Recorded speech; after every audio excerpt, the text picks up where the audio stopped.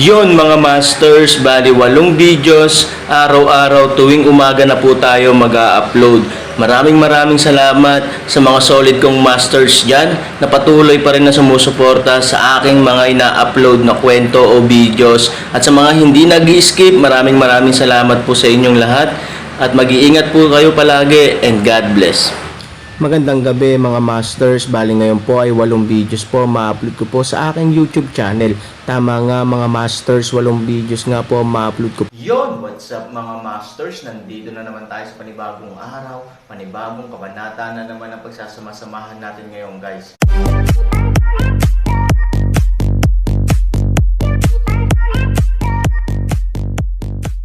Bali mga masters, kung bago ka pa lang po sa aking YouTube channel, please click the subscribe button, lalong-lalo na po yung notification bell guys, para maging connected pa rin tayo sa isa't isa at maging updated kayo sa mga susunod ko pang video.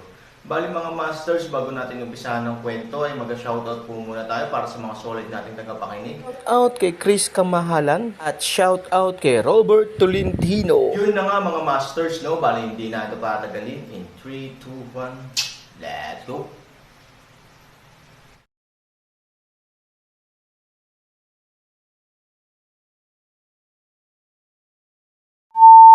Si Aaron ay umiiling, ngunit iginagalang pa rin ang kanyang mga salita. Pagkatapos kunin ang espada, dahan-dahan itong lumapit sa kanya. Huwag kang malungkot, anak. Dahan-daang hinawakan ang ulo ni Aaron, sinubukan ni Chin Ching Feng ang kanyang makakaya upang mapawi ang isang ngiti. Siya ang aking asawa, paano kita mapapanood at papatayin? Bagamat ako ay isang basura, ako, tulad mo, ay isang lalaki at isang lalaki na nagmamahal sa kanyang asawa na parang buhay ang tunay na paghihiganti, maintindihan mo. Bakit? Sumimangot si Aaron. Si Zuying ay orihinal na nakababatang kapatid kong Marshall, at siya rin ay isang apprentice na tinuruan ng kapareho kong master. Siya ay isang childhood sweetheart. Siya ay may lihim na pagmamahal sa akin, ngunit itinuturing ko lang siyang kapatid. Pagkatapos ay nakilala ko Meng Shi. Sa gayon, tumingin si Chin Ching Feng kay Lin Mengxi. Ang mga mata ni Lin Mengxi ay puno ng luha at tumango ng mariin. Nag-love at first sight kami ni Mengxi at hindi nagtagal ay nagmahalan, pero sa mata ni Zuying, si Mengxi ang pumalit sa pag-ibig sa pamamagitan ng kutsilyo, kaya mahirap para kay Mengxi kahit saan. Noong panahong iyon, gusto kong magpaliwanag lahat kay Zuying, ngunit hindi niya pinakinggan ang iniisip ko kay Mengxi. Upang mamuhay silang dalawa ng mapayapa, madalas akong pumunta sa Sefeng ipinanganak si Shuanger. Ngunit noong bata pa ako, talagang naadik ako sa aking karera at paglilinang, at binaliwala ang ilang buhay at emosyonal na pagtrato. Hindi lamang madalas na naulila ni Meng Shi ang kanyang biyudang ina kasama si Shuanger, kundi pati na rin dahil madalas siyang malayo sa Kafeng, Zuying. Lalo pang kinasusuklaman si Meng Shi sa Sefeng para makipag-away sa kanyang mag-ina. Sa sobrang galit, sinampal ko si Zuying at hindi ko na siya nakitang muli. Ngunit sa hindi inaasahang pagkakataon, nagalit ito. Maraming mga disipulo ni Sefeng ang brutal niyang pinatay. Nagpa siya ang amo ng pinuno noong panahong iyon na parusahan siya ng kamatayan. Nakiramay si Mengxi sa kanya kaya naman, nakiusap siya sa amo ng pinuno na ikulong siya sa kuweba ng Xian at iligtas ang kanyang buhay. Tuldok, umiling si Lin Mengxi at bamantong hininga. Sa simula, palagi akong nagtatagal sa labas ng mundo, at binabaliwala ang ilang paraan ng pakikitungo kay Zuying, at hindi rin pinansin ang iyong mag-ina, kaya naging sukdulan si Zuying, at hayaan ang iyong ina at anak na umasa sa bawat isa sa halos lahat ng oras, ngunit kailangan pa ring harapin ang pamamanhid na idinulot ko para sa akin. So, Aaron, lahat ng dahilan ay dahil sa akin, hindi mo kailangang mag-guilty. Napangiti si Chin Ching Feng kay Aaron. Ngunit, pagkatapos marinig ang mga kwentong ito, mas sumama ang pakiramdam ni Aaron. Tumingin siya kay Lin Mengxi, bakit hindi mo nilinaw ngayon lang? Sinabi mo na ang buhay mo ay buhay ni Zuying. Tamang ipaghiganti mo siya. Kung anong uri ng paghihiganti ito, hindi mahalaga. Umiling si Lin Mengxi. Ikaw ay matigas at malambot ang puso. Kahit na bumili ka ng Aaron, sa tingin mo ba ay hindi ko alam na ginagawa mo ito para sa akin? Hanggang kamatayan, gusto mo pa rin akong protektahan ngayon at ayaw mong magpaliwanag. Gusto mo magsisisi ako sa iyo sa buong buhay ko, Tumingin si Qin Qingfeng kay Lin Mengzi na may mapait na ngiti, mabuti na lang at nasa oras ako. Oras na para ibalik ko ang iyong mag-ina. Nakangiting sabi ni Qin Qingfeng. Ang mga luha ni Lin Mengzi ay dahan-daang tumulo sa kanyang mukha, umiiyak, tumatawa at umiiyak. Kinamumuhian niya si Qin Qingfeng, ngunit hindi niya ito mahal. Kaputan ng isang tao kung gaano kalalim, madalas na mahal ang isang tao, gaano rin kalalim. May isa pa akong hiling. Nakangiting sabi ni Qin Qingfeng, at pagkatapos ay tumingin kay Qin Shuang. Mula maliit hanggang malaki, hindi mo pa ako tinatawag na ama, maaari mo ba akong tawaging ama? Matagal nang umiiyak si Qin Shuang. Nang marinig niya ang mga salita ni Qin Qingfeng, lalo siyang naiyak, ngunit sa parehong oras, ang kanyang puso ay nasa kaguluhan. Mula pagkabata, halos hindi na niya nakilala si Qin Qingfeng, ang kanyang ama, bagamat alam niyang ito ang kanyang ama. Ngayon kung gusto mong tawagan niya si Dad, paano niya magagawa?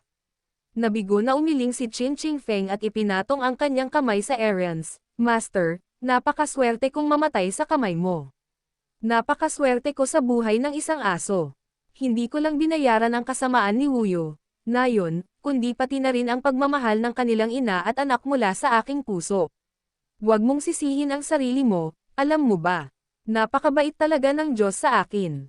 Gusto kong magkaroon ng isang mabuting apprentice sa buong buhay ko. Noong una, akala ko imposible para sa akin na tanggapin ang isang mahusay na apprentice sa aking buhay. Ang mga apprentice na ito ay nagdusa ng husto, ngunit ngayon sa tingin ko ang lahat ng mga sakuna ay dahil sa iyo si Zuying ay may ilang mga matinding ideya, ngunit siya ay tama. Sa pamamagitan nito, tumingin siya kay Sanyong at Wuyan. Sa mabangis na mga mata, sinabi niya sa malamig na boses, tingnan mo, ako ay apprentice ni Qin Qingfeng, Aaron. Nang tawagin niya ang pangalan ni Aaron, halos umungol siya at ipinahayag sa lahat na siya ay ayaw at inaapi sa loob ng maraming taon. Ngayon, oras na para magtaas siya ng kilay. Sa loob ng maraming taon, maraming tao ang tumawa sa kanya, nang uyam sa kanya, at kahit ang kanyang mga apprentice ay nagtaksil sa kanya, na naging dahilan upang hindi niya maiangat ang kanyang ulo. Ngayon, nakahinga na siya sa wakas. Ang sa iyo ay basura. All of a sudden, right now, biglang natigilan si Qin Qingfeng, sa sumunod na segundo, isinara ang huling hininga, na may ngiti, nahulog sa mga bisig ni Lin Mengzi. Breeze. Hindi na napigilan ni Daddy Qin Shuang. Siya ay sumugod at umiyak ng mapait, gumising ka, ayaw mo bang marinig kung tinawag ko ang iyong ama? Ginawa ko. Dapat mong sabihin ito, Daddy. Si Qin Shuang cry into a tearful person, Aaron heart of self-blame ay upang maabot ang poste. Bang! Sa isang malakas na putok, binasag ni Aaron ang kanyang kamao sa lupa. Ang matigas na bulwagan ay nabasag mula sa isang malaking butas. Mag-inggit ang iyong mga ngipin, ang iyong mga mata ay parehong malungkot at nanghihinayang. Tumayo si Meng at sumugod si Aaron palabas ng hall. Isang galit na tingin sa langit mahabang dagandong, ang buong katawan boom ng isang malaking jinmang pagkatapos ay kumalat sa apat na direksyon direkta. Bang-bang! Sa labas ng bulwagan, biglang bumukas ang apat na batong elepante nang makasalubong nila si Jinmang at naging pulbos. Ang buong bulwagan, dahil din sa napakalaking alon na ito at direktang marahas na pagyanig. Ang mga nakaligtas na disipulo ng Yaoshen Pavilion na binomba ng Skyfire Moonwheel ay mas malas. Lumipad lang sila at naghahanda na silang magtipon sa labas ng bulwagan, ngunit bigla silang hinampas ng napakalaking alon at diretsyong nagkalat. Isa-isang kamakaway kung saan-saan, parang mga sirang saranggola. Sa bulwagan, nahuhulog ang bato at lumilipad ang buhangin. Nagkatinginan si Ye Gotcheng at ang kanyang barkada. Ang Aaron ay umuungal lamang sa galit, at pagkatapos ay mayroon silang ganoong kapangyarihan. Natatakot sila at namumutla. Lonely City, ano ang dapat nating gawin ngayon? Tingnan mo ang lalaking iyon. Hindi madaling malagay sa gulo, nahihiyang sabi ni Wuyan. Bakas ng pagkalito ang mga mata ni Ye Gotcheng, at hindi niya alam kung ano ang gagawin. Umalis, at sa wakas ay nanalo sa nihilismo. Paano makakalipad ang pato? Pero kung hindi ka mag-withdraw, ang Aaron ay galit. Kung ilalabas niya ang kanyang galit, ano ang magagawa niya? Higit pa rito, ipinahiwatig na ngayon ng Aaron na gusto niyang makialam sa nihilismo. ay nag-aalangan. Sa oras na ito, Aaron ngunit puno ng galit na mukha ay dumating sa matatuwid sweep Ye Gotcheng, lamang ay makikita mo Gotcheng puso nanginginig. Ililibing ko ang aking Panginoon. Bakit hindi ka umalis ngayon? O gusto mong hintayin kong ilibing ko ang aking Panginoon at pagkatapos ay patayin ka? Malamig na sigaw ni Aaron. Galit kay Ye Gotcheng. Masyadong mayabang si Aaron at hindi nagmumukha. Pero anong magagawa niya? Let's go. Voice A Fall, Ye Gotcheng kasama si Wu Yan at iba pang naiwan sa gulo. Sanyong, please dalhin ang lahat ng aking mga kaibigan sa labas sa tirahan. Aaron. Oo, tumango si Sanyong, iwinagayway ang kanyang malaking kamay, kinuha ang matanda ng Ursen Feng at tinulungan si Rao Yu palabas. Sa pangunahing bulwagan, sa lalong madaling panahon mayroon na lamang 3,300 na natitira. Hindi nagsalita si Aaron, ngunit umupo sa sulok, isang oras ng depresyon. Bagamat sinubukan ni Qin Ching Feng na hikayatin ang kanyang sarili bago siya mamatay, hindi maipasanihan 3,000 ang pagsubok sa kanyang puso. Si Qin Ching Feng ay kanyang sariling Panginoon. Gayunpaman, namatay siya sa ilalim ng kanyang sariling espada. Kahit hindi nito sinasadya, isa ring malaking pagtataksil. Pagkaraan ng mahabang panahon, pinunasan ni Qin Shuang ang kanyang mga luha at dahan-daang tumayo. Pagkatapos, sa sandaling itinikom niya ang kanyang mga ngipin, bigla niyang hinikayat ang enerhiya sa kanyang kamay, at isang apoy ang direktang tumama sa katawan ni Qin Ching Feng. Si Aaron ay agad na pumalakpak ng enerhiya sa nakaraan, nakasimangot at sinabing, "Anong ginagawa mo?" Umiling. Si Qin Shuang, patay na siya, gusto ko siyang i-cremate.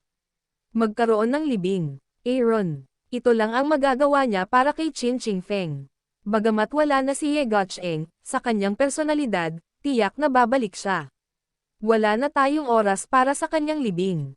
Pag-cremation on the spot, lahat kung paano darating, kung paano pumunta Lin Mengzi shake his head. Ako susuportahan ang lahat at gagawin ito. Malamig na sabi ni Aaron. Aaron matapos sabihin, iangat ang mahabang espada sa kamay, diretsyong lumabas.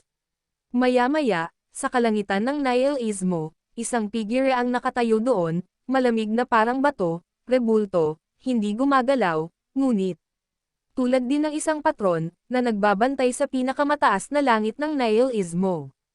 Ang papel ay puti, at ang bulwagan ng pagluluksa ay opisyal na nagsimula ang libing, alam nila kung ano ang nangyari isang asawa, ang dapat niyang gawin sa oras na ito ay ibahagi ng tahimik ang mga alalahanin ni Aaron, gawin ang gusto niyang gawin ngunit hindi niya magawa sa ngayon, at bumawi sa gustong gawin ng Aaron. Ang libing na ito ay ginanap ng mahabang panahon, at nailas din ang pagtrato sa matanda ng may kagandahang loob ayon sa pamantayan ng kamatayan. Maaga kinaumagahan. Ang liwanag. Sa tuktok ng bundok sa di kalayuan, umindayog ang figure.